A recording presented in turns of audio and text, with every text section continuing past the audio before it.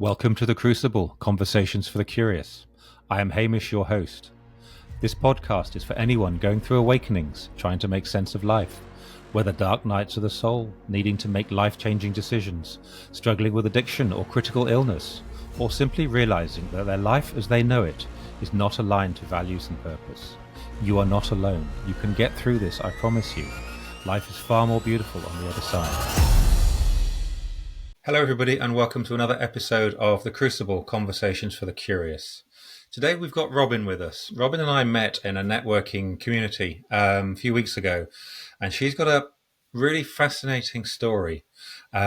She wasn't always in love with her body. There was this time when there was a kind of disconnect and a bit of a tussle, let's call it. So Robyn, thank you so much for turning up today for us. It's great to be here, Hamish. Thank you. And can you please tell us a bit about this tussle you had with your body over the years? Absolutely. I got to a place where I was really at odds with my body. I didn't like it. I felt it was letting me down. I felt it was full of pain and discomfort. And I felt there was nothing I could do to change it. I felt stuck. And yeah, it was a really uncomfortable place to be physically, emotionally, all sorts. But I was trying the usual things. I went to the doctor and got put on medication. I was sent for counselling, and they weren't working for me. And it was only fairly recently, looking back, that I realised they weren't working for me because I felt more disempowered. I realise now that what I was looking for was something that would help me to feel empowered, that would help me to feel I had the tools that no matter what life threw at me, because it's always throwing us curveballs and always shaking things up a little bit, that whatever happened, I would have the tools to draw on. Because I had a sense that they talk about you have your resources, all that you need within you. At that time, I didn't feel I had, but at the same time, I think there was something deep within me that was kind of giving me that nudge and saying, you do, you need to find them. Because unless you do, you're going to be so dependent on external things. And those things aren't always going to be there in the way that maybe you want them to be there or you think you want them to be there. That nudging, I guess, just led me to go on a journey and to find out, what are my resources? How can I develop my toolkit? And through that and through my learning and my reading, realized that I was disconnected from my sense of self, my love of self. And going further on that journey, reconnecting with that, and now just finding joy in every single day. I think that's fascinating. I think many people will relate to having that disconnect with their own body. How did that feel? How did that make sense or not make sense, that you were not connected to it? You didn't understand, talk me through what you felt and didn't feel. I didn't feel at ease at all. And I think now people might say things like just living constantly in survival mode, constantly in fight or flight, constantly in stress and anxiety. And it's over time led to physical symptoms. So, like I said, aches and pains. I actually eventually got diagnosed with ME, myalgic encephalomyelitis. So people may know that as just exhaustion. No energy whatsoever, no sense of enthusiasm or motivation or vitality. I developed a lot of allergies, food allergies, went on to develop eczema as well and hay fever. And so, yeah, just had aches, pains in my joints and my muscles. I had brain fog. I had headaches. I had migraines. So they weren't big diagnoses, but little niggly things that I just couldn't shift that were making day-to-day life really horrible, really a struggle. I think that's fascinating. And what's even more interesting is the fact that, so you go to seek help, and that action of seeking help is actually disempowering even more, isn't it? I mean, that's kind of bonkers, isn't it? We want to go and get help, but yeah. So talk me through that logic of I need help, because sometimes it's really important to help or ask for help, but there was even more, another layers in there as well. Absolutely, and I needed to reach out and ask for help. And people, if they know about ME, they may have heard it described as, people who are high achievers or very intelligent or who work really hard, they tend to be the ones who get ME because we're in that push, push, push, fight or flight survival mode a lot of the time. So when you're somebody like that, to reach out and ask for help is challenging because quite often we feel I have to be independent. And what we've already talked about, I wanted to be independent. So there is an element of being able to reach out and ask for help. And there's an element of being able to release that independence in order, in a sense, to get it back. So yes, it was very important that I did reach out and ask for help. But at the same, and the help that I was getting, what was offered to me, also made me realize this isn't what I wanted. So it was an important step for me, even though it didn't do what I wanted it to do.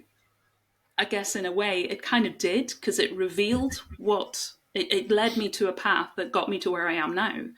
So I never, people talk about it failed, it didn't work, it was wrong. And I would say, really? Maybe if you could just reframe that, maybe it wasn't wrong, maybe it was a step along the way that took you in a different direction because that didn't tick the box for you. But for me, if I hadn't done that, would I be here now? Maybe I'd have come another route. Could be, couldn't it? There's more than one route to Rome, yeah. I like that. So it is, isn't it? It's that ability to look back and say, well, that decision wasn't the right decision, but I learned from it. I learned that is not the right door. But going up to it, it's like, oh, there's another one. I can go that way.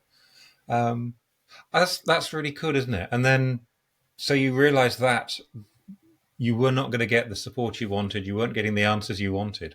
So where did you go then? How did you start looking for different answers, different solutions? I'm a bookworm. So the next option for me was, that door has shut, that door has shut. I don't know where else to go. What can I do? I'll go and do some reading and I'll go and do some learning.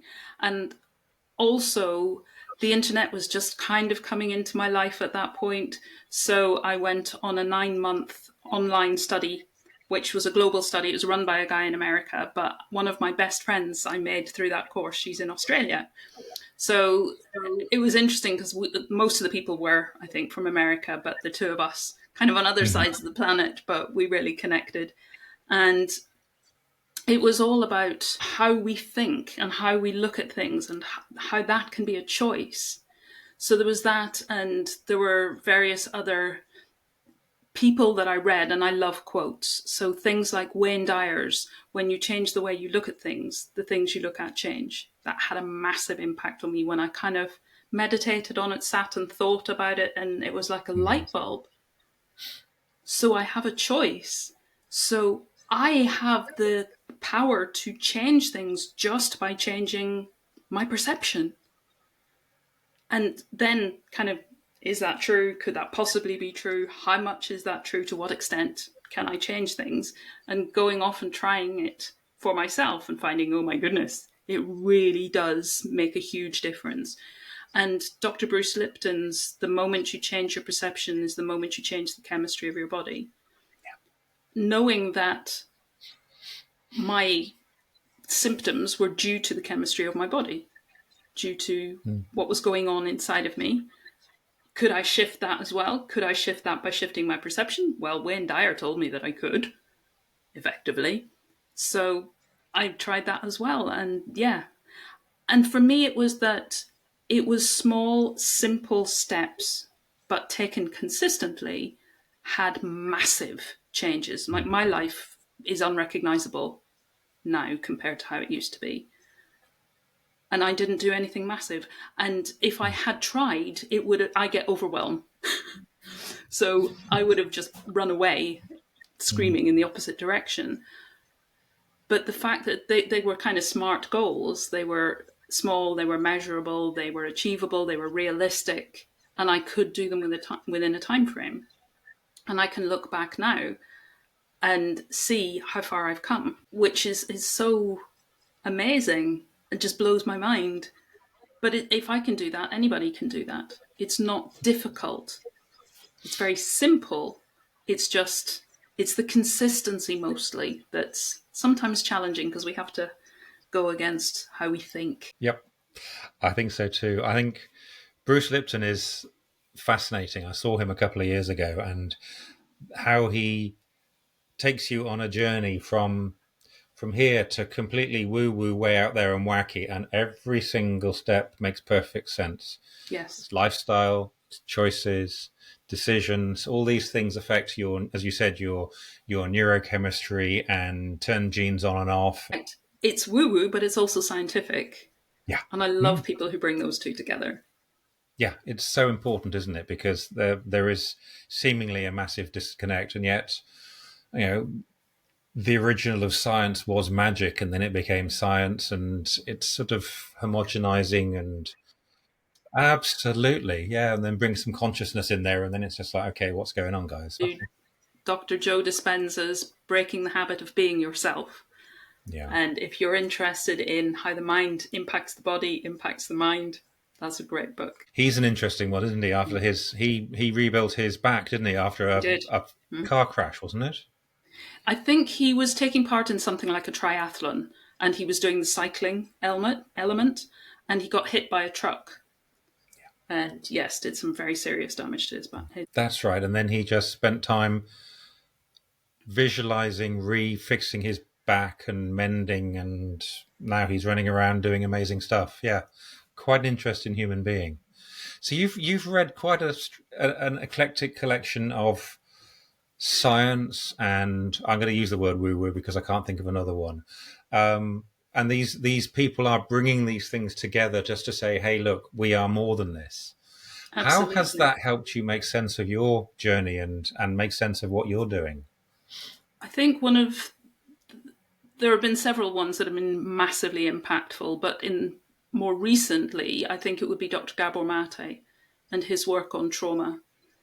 Mm-hmm. Because I think so many of us maybe don't realize exactly what trauma is and how it impacts us, and that things that have happened in our lives have been possibly traumatic for us. We wouldn't think of them as trauma, because we sometimes think of trauma as the big things, 9/11 or a car crash or losing a limb, or a serious diagnosis and terminal prognosis. But trauma isn't, as Dr. Gabor Maté says, it's not what happens to you, it's how you respond to what happens to you. And it can also be what didn't happen to you. And Stephen Porges talks about it as being a chronic disconnection. Mm-hmm. And Gabor Maté says the worst disconnection, the biggest wound, is that we disconnect from ourselves. And going back to where we started this conversation, that's where I was. Mm-hmm. I had disconnected from myself. Me and my body were not together. We were fighting each other. I didn't realize that my body was just doing what it's designed and programmed to do. It was trying to talk to me. It was trying to tell me things. It was just sharing information. But I was just, I don't want that. It's uncomfortable. It's painful. You're not working for me. You're letting me down. So, yeah, we were totally misunderstanding each other. It's an endemic problem, isn't it? This lack of connection between whatever's sitting in here, your heart, and your gut as well. And yet you've got three brains all working together inside of this body, and yet we just listen to one of them sometimes. And a lot of people don't listen to that one. But we are conditioned to do that through our education system, through our medical system. We're taught to focus on just the head brain, to be analytical. That's what it is to be a human being, isn't it? That's what it is to be intelligent and etc., etc. Never mind the fact that the heart brain has more electromagnetic activity going on in it than the head brain, and the gut brain sends more information to the head brain than the head brain does to the gut brain. And yet we still think that this little one up here is so much more than the others. It kind of baffles me. And as you were saying that, I'm just going to play devil's advocate. And what have you got in your gut? You've got 200 or 300 different bacteria. So we're not even just a human. No. There's countless bacteria in there. So, I mean, that's putting another spanner in the works, because I know if you change that gut health, you're going to change your physical health as well. So, yeah, it's quite incredible, isn't it? Well, the bulk of our serotonin, our mood hormone, comes from our gut. And you talk about the percentage that is, other bacteria. There's a book, 1 in 10, which looks at the fact that this thing we think of as a body, 1/10 of it is DNA, human. The other 90% is those microbes. It's And kind of mind blowing, isn't it? it is, isn't it? And we fight about colour. I'm American, I'm Yeah. Scottish. No, you're Yeah. bacteria, mate. Yeah. You're only a tiny bit of those Yeah. things. You're a vehicle carrying Okay, all these bacteria around. lovely. Next time I meet a right winger, just say, no, you're not a white, Aryan, rich, wealthy, opinionated who hates blacks. You are a bug. Yeah. You're a Or colony. maybe I won't say you're a colony. Absolutely. But seriously, so we are mostly not our own DNA, aren't we? As you just said, Yeah. or what we thought we were. Okay. Yes, exactly. But none of us are what we really think we are. If you take that example of somebody who's very opinionated and has very strong political views, and I'm of this color and this race and always have been, kind of thing. There was a great program on television once where they did the DNA testing and they sent it off and it came back, and people who were very Aryan were related to people of a culture that they wouldn't want to have anything to do with, because we are all such a mixture, and particularly living in the UK, we have Yeah.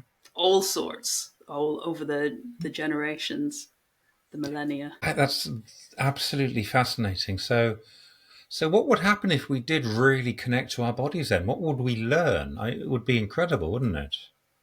All of that wisdom that it holds for us, that is the resources that we have inside of us. If we could really listen and draw on those, what might life actually be like? It's such a mind-blowing question. Great one for journaling or whatever. What might my life look like if I listened to my body, if I let it tell me what's right for me, and I made my choices from there, from a place of feeling at home within myself, at peace within myself, comfortable in my own skin, rather than from fear-based decisions, trauma-based decisions. I think that's really intriguing, because I was chatting with a friend the other day about feeling safe and Yes. how easy it is not to feel safe when we are looking at those fears, looking at all of that kind of stuff. And yet when we leave that behind us, and it's not easy when we do, just forget about it for a little bit. And as you said, listen to this body, this vehicle that is carrying us around. It knows what's happening. It's got a pretty good idea. Yeah. Lots to think about. So, how do I begin to reconnect to my body? What did you have to go through to start to feel, or whatever? Talk me through how you reconnected. I guess it's quite a lot of somatic stuff, so somatic of the body, not paying so much attention to what's going on in the head, becoming conscious of it, being able to take that step back and be an observer of what's going on in my head, but also to bear in mind that there's a lot of stuff equally valid going on in my body, and to be an observer of that too. And to listen, to acknowledge, to become aware of the fact that pain is information. So if I'm feeling pain somewhere, I can actually ask that part of my body, what is that pain all about? What is it holding for you? And it might just be something as simple as, well, it feels tight. Okay, so where do I feel restricted in that part of my body? Or what does that part of my body do for me? Where do I feel restricted in that in my life? Because even just simple being very, very basic in those kind of questions. And I did a lot of journaling around that as well. And it's amazing. I used to sit down with my journal and think, I've got nothing to write today. I'll probably just write about 3 lines. 3 pages later, I'm thinking, what on earth just happened? Where did that all come from? No idea. But reading back, and then because of doing it for quite some time, I was able to read through and see where there were patterns, or see where there were questions that I was pondering and exploring, and how that was kind of opening things up for me. So I think it was a combination of getting conscious. So I did quite a bit with Eckhart Tolle, read a lot of his work, observing, doing my best to take any judgment out. Because I think that relates to safety as well, that we feel so judged. And we're afraid to, I was even afraid to write things. somebody might read what I wrote in my journal, and then they might judge me, and then they would think that I was crazy, and all of that kind of stuff. I was, jumping miles ahead. I hadn't even put pen to paper yet. So it's all of that stuff which comes into that whole idea of safety, because it's not just physical safety, it's emotional safety and psychological safety. And to have all of those in place, doing as much as we can for that as well, I think is huge in just starting this journey. So it's something I write about in my book. I've got a section on specifically just on safety, because that's the place to start. If we're not feeling safe, it makes it very difficult even to take the first step. Absolutely. Yeah, I had a great conversation with a lady called Kate a few weeks ago, and she said that's once you feel safe, that's when you can start working. That's when you can take that mask off. You can stop lying to people, lying to yourself. You can start trusting. And it came across so eloquently that when you've got that safety around you, you can get curious. And obviously that's what you were doing. You were reading about your curiosity and listening and making sense of it and writing it down, or not. Yeah. And I completely understand that, when we are guessing, second guessing, might be, what if, could be, if, we waste so much energy. We waste so much time and energy on that noise, and we're addicted to it as well, though, aren't we? That's the other problem. We are, and that's what the Joe Dispenza book that I was talking about earlier, he talks about how we are addicted to this stuff because we think it in our heads and then our body gets used to it. And we're then looking for confirmation of that. Yeah. And so we create or we filter to have more of those experiences, because if we don't, we feel unsettled and uneasy. Yeah. And in that respect, it is like an addiction. But as Dr. Gabor Maté says, don't ask why the addiction, ask why the pain. What's driving that addiction? What's driving that need? Safety, wanting to feel connected, wanting to feel human, like properly human, to feel accepted, to feel connected. The very bit that we are breaking away from, the very bit that we are isolating from, we're sabotaging, aren't we? Because the opposite of addiction is connection. Yet we deliberately separate from your body, from your loved ones, from your clients, from work, from whatever in that state. So you're following your tail, the snake chasing its tail. How do you get out of that cycle? Because For me, recently, it's been reading about the fact that when we're tiny infants, we have two absolute essential needs: attachment and authenticity. But if our attachment is threatened by, or if we feel our attachment is threatened by our desire to be authentic, and you think of the little child who isn't maybe able to express themselves verbally, so they might throw a tantrum, and then the parent or caregiver tells them off. So, I can't express myself in that way because I want to maintain my attachment to my parent or caregiver. So I push down my emotions. And if that happens repeatedly, if the child learns that for me to express my authentic self in the only way that I can is actually going to threaten my attachment, if the parent doesn't repair and say it's okay and we'll find ways to help you express yourself in more constructive ways or whatever, then that child is going to shut down their authentic expression and going to learn that it's actually threatening. And because as well, our primitive brain just goes black, white, life, death. There's no gray area. There's no, well, I can express this bit and I'll just keep this bit for me and keep it inside, but make sure it's still able to do its thing. It'll just go, no, I cannot be authentic.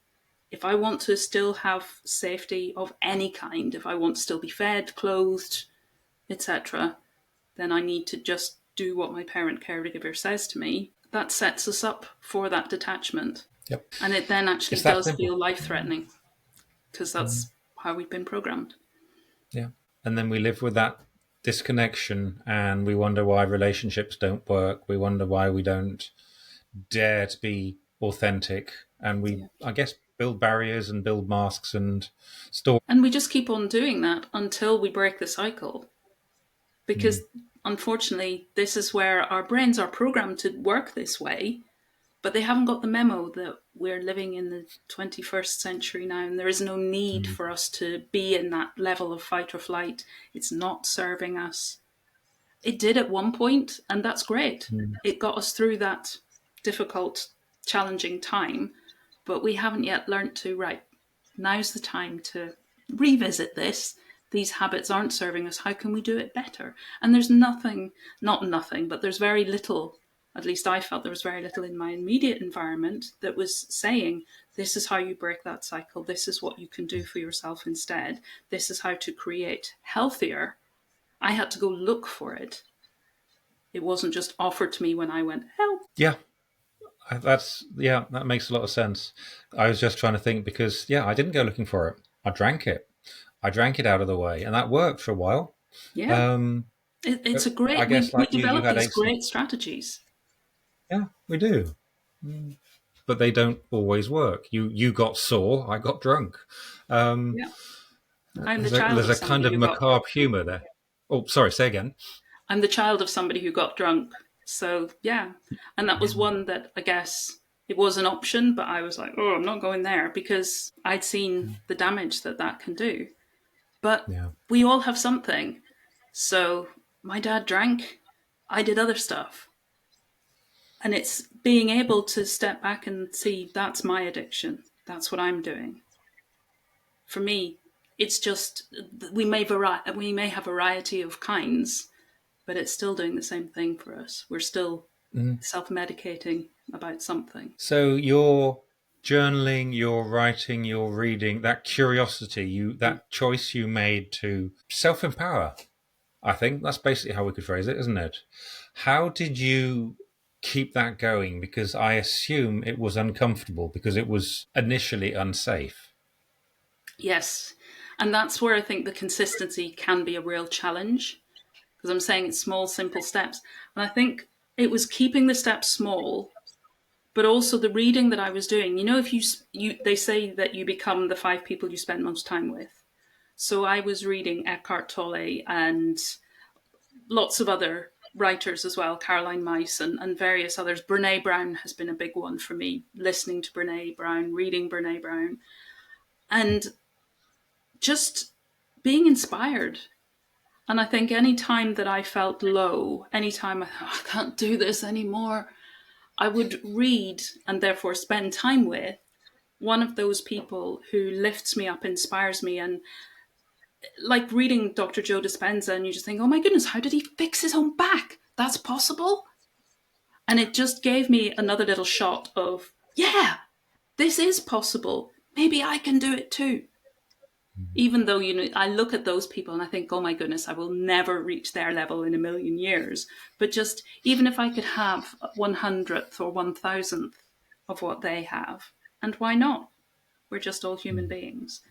So I think it was that. It was coming back into that mindset, immersing myself in that mindset and feeling, oh yeah, inspired again. I think you've nailed it there, isn't it? It is. You've found something you wanted. You said, I want that. Yeah. And you've set yourself towards it. You've gone, that is really what I want. I'm going to go for it. And that determination makes so much, doesn't it? I remember as a kid, a teenager, I wanted to get into the TV industry, and I would go down to London and back. And eventually I got that job, and it was worth all that stress and frustration, and I'm never going to get a job. And that was more important to me than anything. And I think that's it, isn't it? When you find that thing that is really important to you, you put the effort in. And there's so many stories out there about the number of famous people, and that's what they've done. They've just gone for it. Steve Jobs, lots of sports people who've been knocked back. But they've just, no, that's what I want. And they just won't take no for an answer. And I think it's when you find that thing, and that's whatever it is for you, because we're all individuals. For me, it was, I don't want to live like this anymore. I can't bear it. It's this or I'm checking out. This has got to work for me or I'm not here anymore. So having that, just, no, I'm going to do it. Because it doesn't feel like there's another option. So you were trusting your gut, weren't you? You were trusting that that vision was, I'm going to go for it. I had to bring it back into the body because it's somatic. Absolutely. And I think it Yeah. was that little niggling voice again. I don't think I had a clear sense up here. I had a guidance from down here, from my gut, from my heart. This is possible. This is who you were born to be. This is actually who you really are, rather than what you think you are and how your life has got out of shape. And you have disconnected and lost that sense of your body knows, your body's talking to you, listen to your body. Something in my body was still going, this way, do this, listen to me. Yeah. And it gets more insistent, doesn't it? And as you said, you get aches and pains, you get sick, you get autoimmune diseases, you get cancer. All these things are your body saying, hey, this ain't working. Drinking, this ain't working. You know, I was in that conflict because it wasn't working. And yet I didn't know better until it was that time to make that change. Till it got too uncomfortable like you did. Yeah. Yeah. And I think along with that, the curiosity is a big one for me, but the compassion. So you did it for a reason, and you're not mad, and you're not stupid, and you're not rubbish. Your body was actually just trying to keep you safe. And it was doing a great job initially, but that's not something that serves you over time. So now you've got to this point where you realize it's no longer serving you. Great. It's just, okay, now's the time to make a change and choose a change that you want rather than choosing by default or ending up in another path that you're not really that keen. It's not helping you. It's Yep. just it's the option, it's the offer. I think that's what dis-ease often is. It's that opportunity to think again, to choose another path. Yeah. I'm currently reading Robert Fritz, The Path of Least Resistance, and he says you've always got choices, but you can make it. You can pick one for you, or you can just go for one, or just eliminate them all, and go for the one you want. It's so empowering, isn't it? And you've taken away the shame. You've just said, hey, what you were doing for X years, weeks, months, that's what you were doing. You were doing the best you could. And now you'll be able to look at it from a slightly different direction and go, I can do it differently. So there's no need to shame. No. But Just so be many of aware us and are go, in right. that place. But yeah, taking Absolutely out that shame, fascinating. because shame doesn't really serve a purpose. And I loved what Gabor Maté, again, I talk a lot about him, but he talks about guilt is feeling bad about something we've done. Shame Yep. is about feeling bad about who we are. And when you think about that, how awful is that to feel bad for being yourself? And it works for, if you want to control people, if you're trying to manipulate a certain outcome, shame is often used because people will behave in a certain way if they're feeling shame. But if we empower ourselves and can release that shame, how much more could we be? Because we're not feeling restricted, we're not shutting ourselves down in any way. We're able to stand tall in who we really are and not worry about what other people think about us. And there's been other stuff that I've read over the years about how amazing we actually are. I read something once about how we are made from stardust. If you think about the Big Bang and there's all that stardust out there, and it all came together and formed planets and asteroids and all of these things. And then down the generations, how different genes and so on were selected. But also, if you think about how many embryos are fertilized or not fertilized, even, so they don't go any further, ones that are fertilized that don't make it. And yet, those of us who are here living this life, we made it, despite all the odds. And that we were designed to make it and designed to bring our unique gifts and whatever to the world. So I love Marianne Williamson as well, her quote about it's not our shadow we're afraid of, it's our light. Because then we got to stand up and own it. But our playing small doesn't serve anyone. Whereas standing up in our truth, shining our light, serves those around us, serves us, and gives everybody else permission to do the same. Super So stuff powerful. like Yeah. that, reading that along my journey just blew my mind, and just thought, wow, if that's true, what could that mean for me? It is, isn't it? It's empowering, and I know, giving ourselves permission to be ourselves is so magical, because then we're not carrying on the addictive father. We're not carrying on that trauma. We're not carrying on the abusive relationship. We're not carrying all that stuff. We're actually being who we know we are. And yeah, society doesn't like that. Schools don't like that. We're not designed to think for ourselves. We're designed to be the next person pushing that button and, feeding the treadmill. But when we do that for ourselves, we set ourselves free, and we help other people to start believing in themselves. And also, I think in terms of that, we're afraid of our light. Yeah. I think to take the pressure off, we don't have to be perfect. If we can just be conscious, and if we're making a mistake, that's okay. Be compassionate and learn from that and make a different choice next time, hopefully a better one. But we're perfectly imperfect or imperfectly perfect, and that's enough. You don't have to get it right all the time. No. And I loved a thing I learned a while ago, that if you make a choice and you discover this isn't going quite how I'd hoped it would, plot twist and go in a different direction. We're never stuck with a decision we've made. We can always make another one. Yeah. There might be consequences. There might be a bit of fallout. Oh, yeah. You've learned something. Yeah. Yeah. Yeah. I'm not very fond of my journey into alcohol and out the other side, but I learned something from it. And it certainly brought me to who I am today, with a bit more compassion. And I don't think the person sleeping under the bus station with a needle in his arm is a horrible person. He's just had some crappy time. Yeah. I see that stigma must not exist for the alcoholic, for the drunk. Yes. Even though society sort of looks down on people. And also, if you look at some of the most amazing inspirational characters, they've been to some of the worst places, emotionally, cognitively. So I think it teaches us compassion when we feel what we feel like is our rock bottom. And then we can reach out to others, we can connect on that human level, and also we can say to others, you're okay. Don't stigmatize yourself, don't label yourself, don't be ashamed. We've all got our stuff.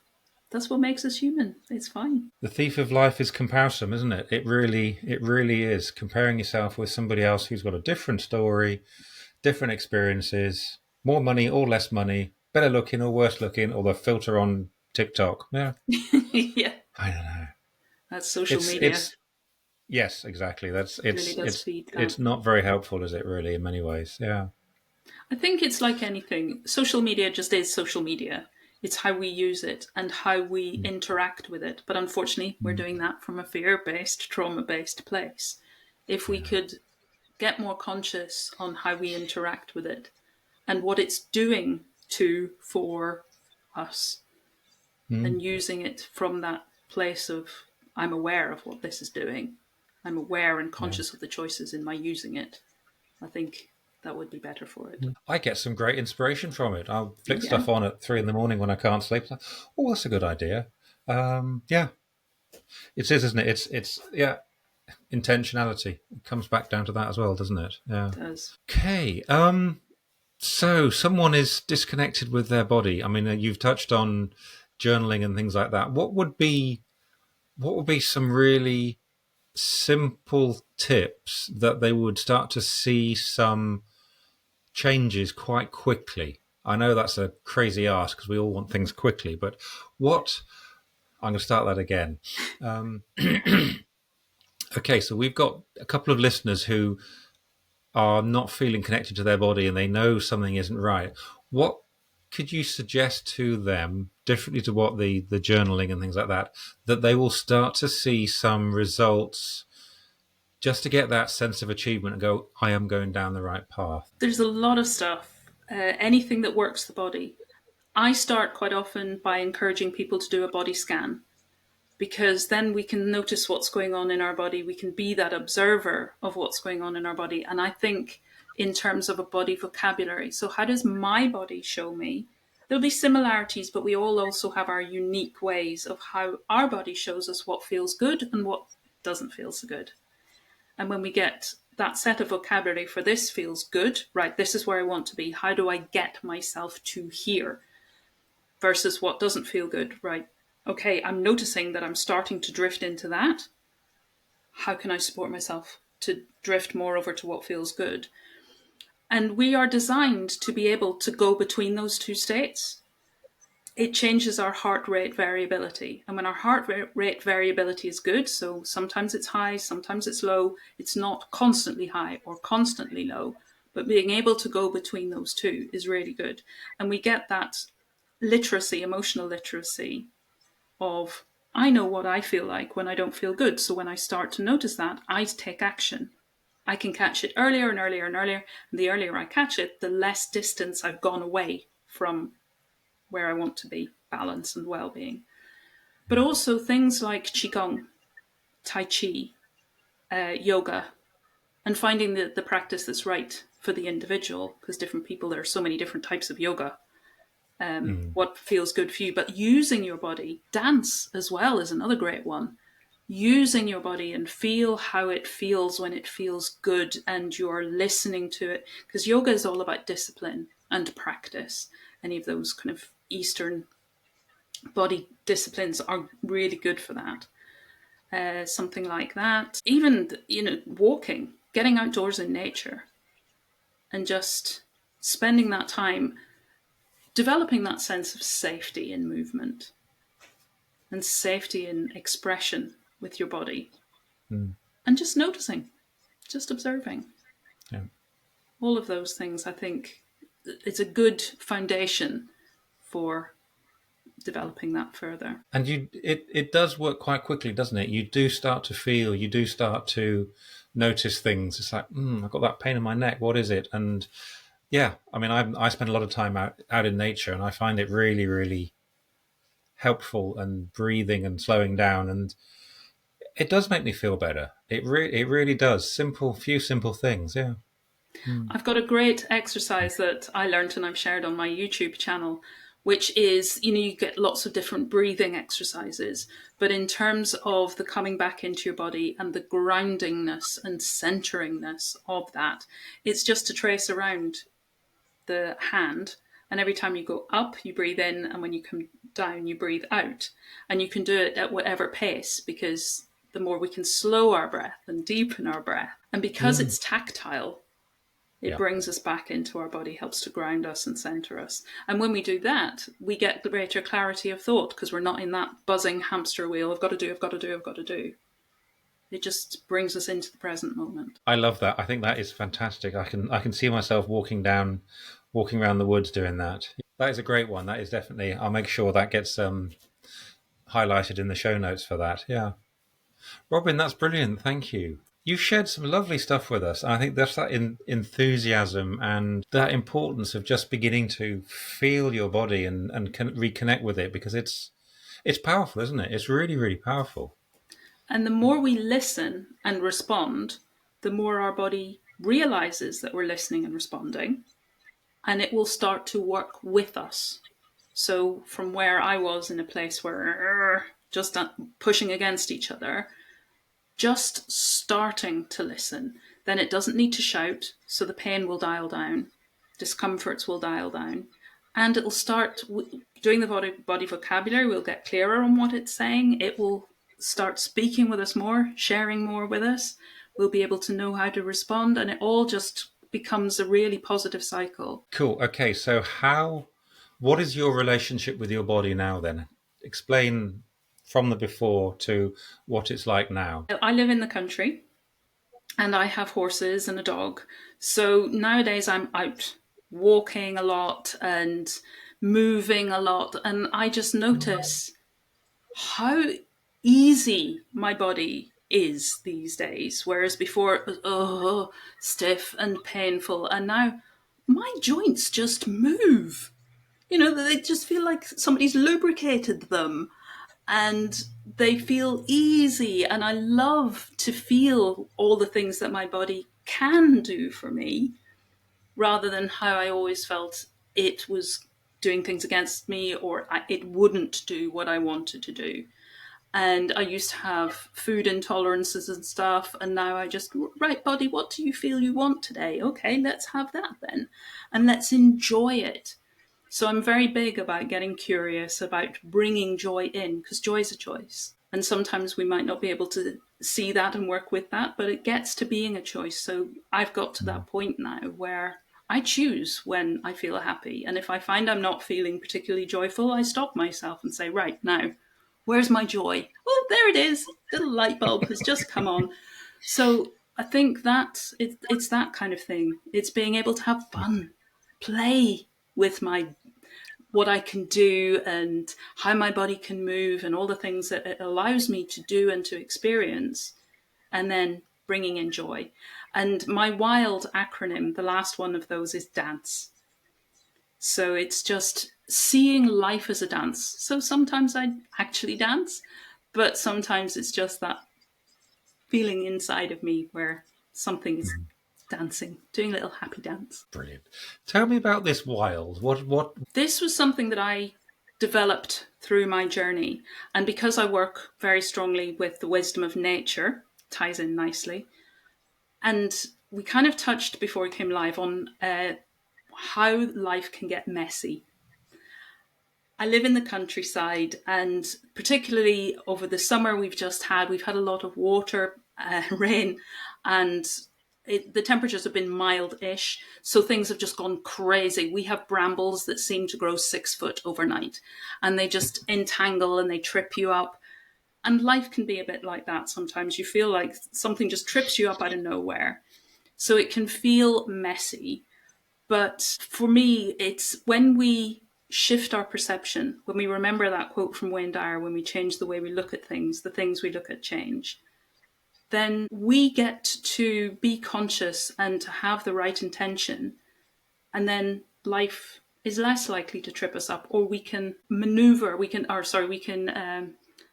that and find out the best way to work with that as well, and to allow a certain amount of it, because that's fine. Life just is like that. It colours outside of the lines.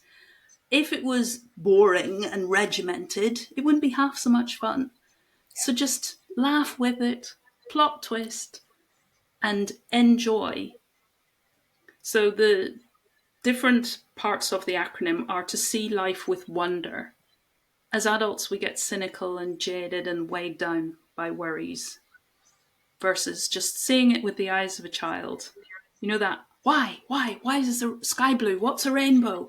And they're just reaching out and grabbing all of the knowledge and the experience they can. And I think that's kind of why we're here.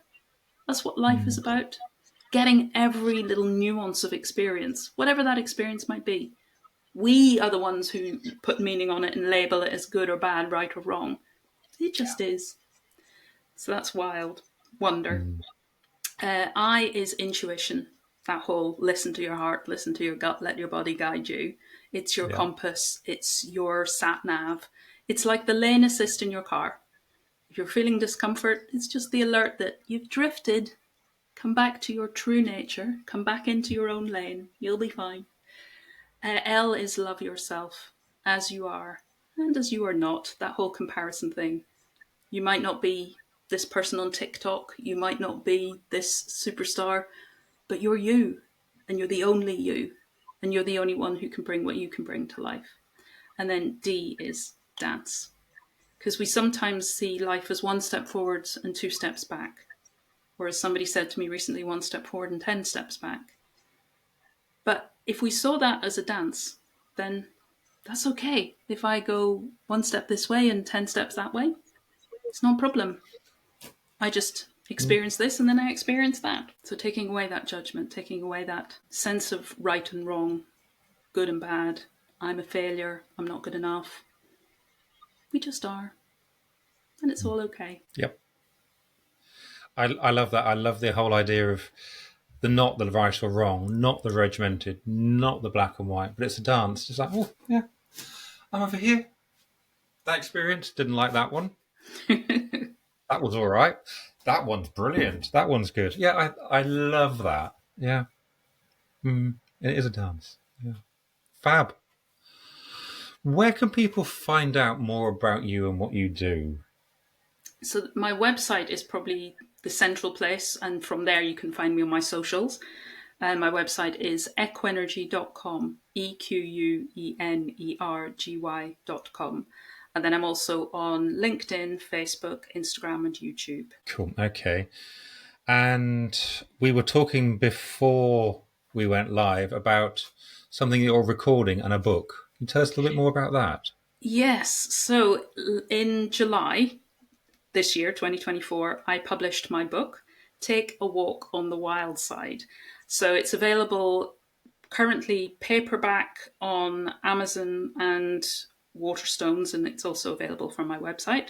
There's also a Kindle version on Amazon, but a lot of people are saying they want audiobooks these days because they're out and about or for whatever reason. So I am recording the audiobook and working my way through editing it. And it's all myself doing this. So I'm just fitting it in and around everything else in my life. So it'll be a while, but it should be out well before Christmas, I'm hoping. I've set myself that intention. Brilliant. Thank you ever so much for that. Well, I'm looking forward to the audiobook, and I'll get that before Christmas. Yeah, that's my intention as well. Lovely. Robyn, thank you so much for this. And yeah, one last question. What is your superpower that you have got from getting your body back? I think empowerment. It's what we've kind of been talking about throughout our conversation today, how we can empower ourselves. And I think that's what I really want to share as well, that we all have this ability. There's nothing special about me. For every single one of us, our body is just wanting to share with us, wanting to empower us, wanting to say, we've got this.